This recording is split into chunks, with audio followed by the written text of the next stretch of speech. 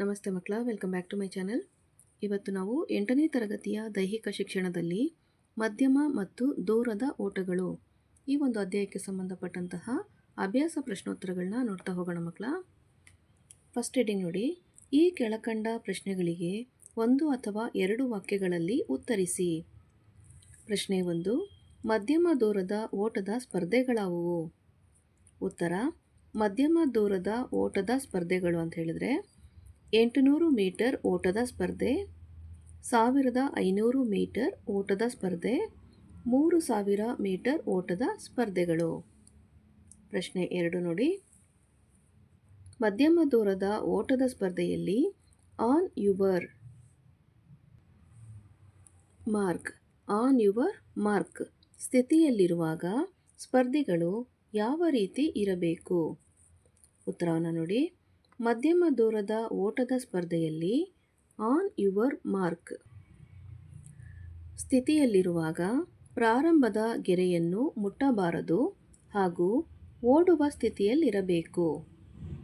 ಪ್ರಶ್ನೆ 3, ಮಧ್ಯಮ ಮತ್ತು ದೂರದ ಓಟಗಳನ್ನು ಗುಂಪಿನಲ್ಲಿ ಓಡಿಸುತ್ತಾರೆ, ಏಕೆ?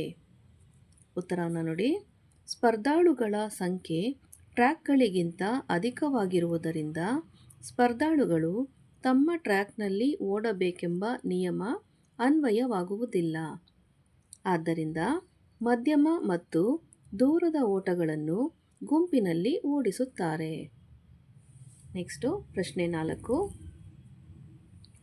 ಪುರುಷರ ವಿಭಾಗದಲ್ಲಿ ರಾಜ್ಯ ಮಟ್ಟದ ದಾಖಲೆ ನಿರ್ಮಿಸಿರುವ ಮಧ್ಯಮ ಮತ್ತು ದೂರದ ಓಟಗಳ ಕ್ರೀಡಾಪಟುಗಳ ಹೆಸರುಗಳನ್ನು ಬರೆಯಿರಿ.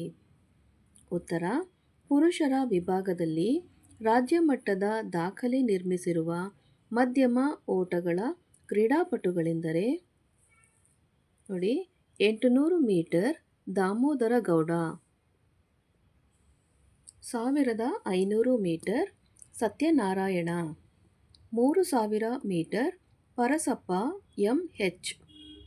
ಪುರುಷರ ವಿಭಾಗದಲ್ಲಿ ರಾಜ್ಯ ಮಟ್ಟದ ದಾಖಲೆ ನಿರ್ಮಿಸಿರುವ ದೂರದ ಓಟಗಳ ಕ್ರೀಡಾಪಟುಗಳೆಂದರೆ 5000 metre KM. Suresh, 10,000 metre KM. Suresh, ಅರ್ಧ marathon Santosh, marathon KM. Sitaram. Okay